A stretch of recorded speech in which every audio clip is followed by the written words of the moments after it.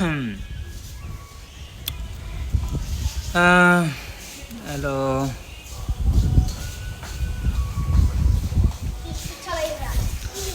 Morning everyone. Join जादो आंनि लाइभआवहाय दसे सम नोंथांमोनजों सावरायनोसै।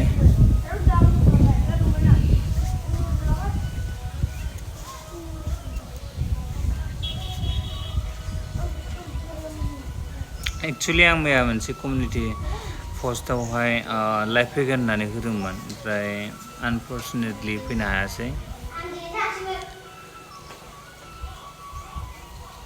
बेनि थाखायनो दिनैहाय फैनाय जाबाय। ओमफ्राय बेनो लाइभ फैनायनि खारना नोंथांमोनजों सावरायनो आरो जेनाखि मैया रबिबार सानडे मोनायावहाय रिलिज जानाय जों बर' अफिसियेल मुभिनि जेनाखि ट्रेलार बियो रिलिज जाबाय। ओमफ्राय एसे टेकनिकेल इसु जानानै एसे मोनायाव सगारनाय जादों आरो ओमफ्राय जायफोर बिथाङा बे जेनाखि मा होनो जों बर' अफिसियेल ट्रेलारखौहाय नायाखै अननानै एमबि फिल्म प्रडाक्शन इउटुब चेनेलावहाय थांनानै नायबानो जाबाय, अब्ला नुगोन एकदम सुपार डुपार आरो। ओमफ्राय जाय बिथांमोननो नांगौ अननानै दानिफ्रायनो बुकिं खालामबानो जाबाय, खारन सेप्तेम्बर 3 तारिखआवहाय रिलिज होनाय जासिगोन। वेलकाम। सोर जइन जादों अननानै कमेन्ट खालामदो दे।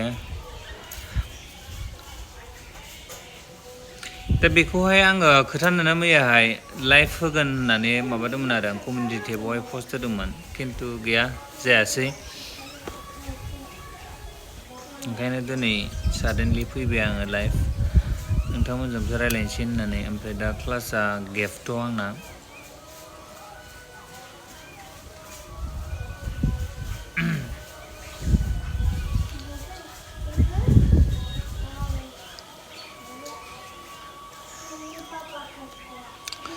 दासिमहालागै 11 आवार जाबाय, मोजां रेसपन्स मोनदों भिडिअ'आ। दा जे बिथांमोनहा नायाखै अननानै नायबावदो आरो नायदो आरो थाब शेयार खालामना होदो।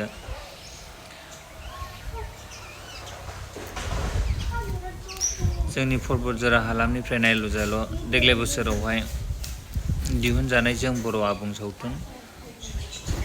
जाय बिथांमोन नांगौ आं अलरेडि भिडिअ खालामखादों, बिनि सायावहाय कन्टेक्ट नाम्बार आङो मेनसन खालामना होखादों दाख्लै भिडिअ होनायावहाय। ओमफ्राय नांगौब्ला बे कन्टेक्ट नाम्बारावहाय कल खालामहरनो हागोन आरो नोंथांमोना अबेबा जायगाफोरावहाय दिन्थिनो थाखाय बा दिन्थिनोब्ला आरो बुकिं खालामहरखादो दानिफ्रायनो।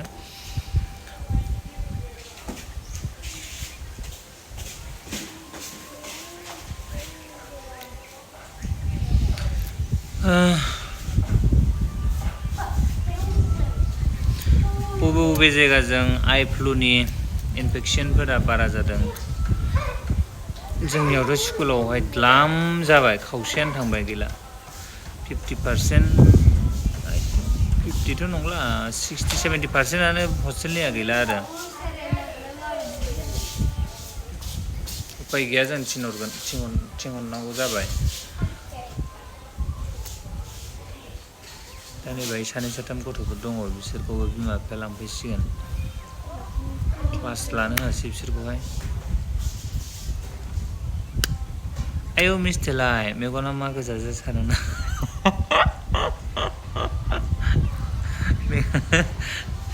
मेगन गोजा, आंना मेगन गोजा नङा मिस।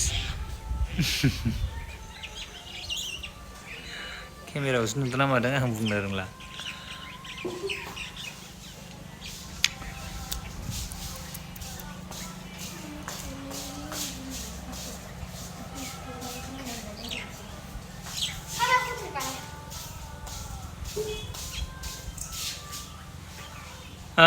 लोगोफोर एमबि फिल्म प्रडाक्शनावहाय थांदो, एमबि फिल्म प्रडाक्शन इउटुब चेनेलावहाय थांदो। ओमफ्राय मा होनो थांनानै थाब नायदो आरो फुरा धामाका नायखावहैदो, शेयार खालामहैदो। आनैया मा होनदों मेगना मा जाखो? मेगना जेबो जायाखैथ' आंना, माहाय गोजा नुदों। जेबो जाथ'वाखै आंना, बर्थमान थिगैनो दं, थिग थाक।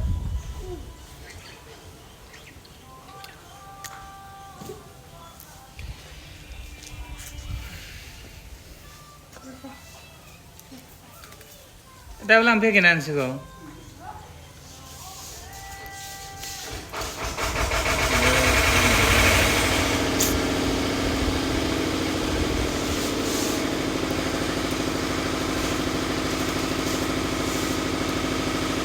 जोंनि अनलाइनानो गैयादां मानसिफोरा मा जाजोबखो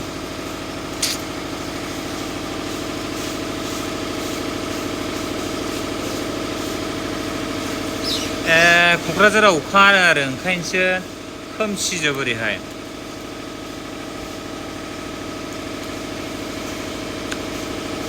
दा अखा हागाबा नायफिनबानो जाबाय लाइभखौहाय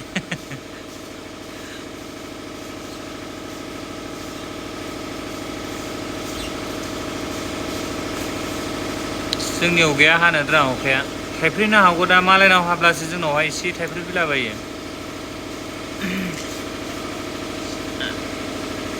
आयदै साजोब्बाय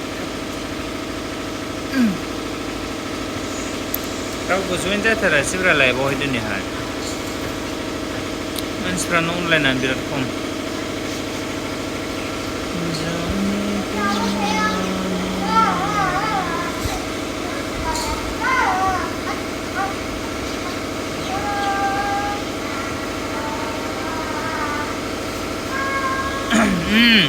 खोमसि नुगासिनोखा नै क'क्राझारजोंहाय बिराद अखा हादों बायदि मोनखादों एकदम दाउखा बिदै आं साइसखौ बिदि मोनदों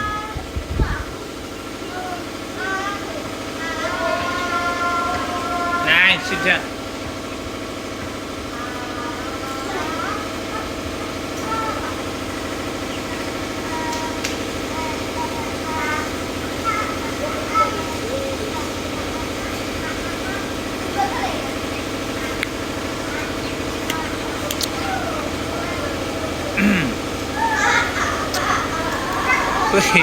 मानसिफ्रानो बोरै दिनैहाय गैयि जाखो सानै आनैजों मिस्टेलायजोंल' दंबाय दं नामा जाखो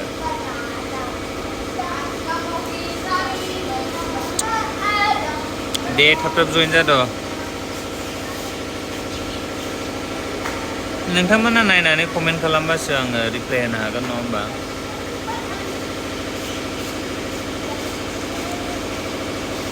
वेलकाम टु माय लाइफ गोलैगोन दल गेले आंनियावबो नै द्राव द्राव द्राव मेचिन गाबगासिनो दं आंनि रावखौ खोनादोंना खोनायाखै दा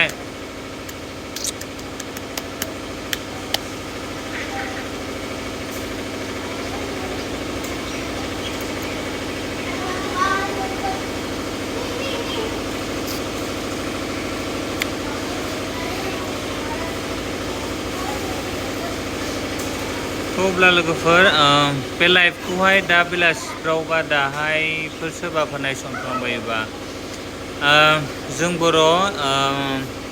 बर' फुल मुभिनि अफिसियेल ट्रेलारखौहाय एमबि फिल्म प्रडाक्सनाव नोंथांमोना नायबानो जाबाय दे आङो लाइभखौहाय दोननोसै रावबो अनलाइन गैयादां अनलाइन दङब्ला दे थाब थाब जइन जादो नोंथांमोना नायनो गोसो जानानै थानाय जेनाखि जों बर' आबुं सावथुननि ट्रेलारखौहाय हगारबाय नायदो लोगोफोर थांनानै नायदो एकदम सुपार डुपारखा आरोना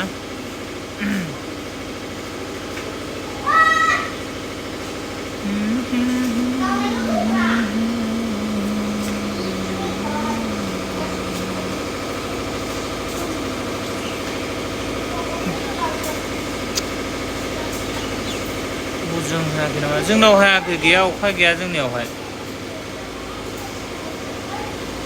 सुकुरालि टार्मिनेल फट'शुट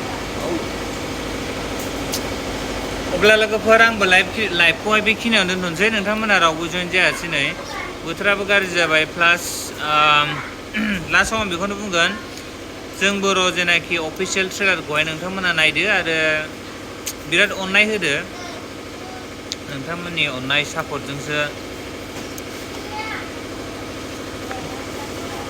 साक्सेस मोनगोन नालाय बे फिल्मा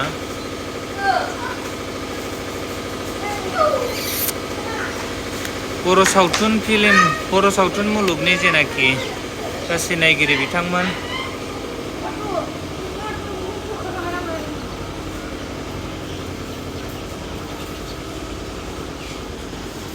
MB फिल्म प्रडाक्शन इउटुब चेनेलावहाय बर' सावथुनखौ नायनानै मोजां मोनग्रा गासैखौबो नायनो थाखाय आं खावलायहरबाय।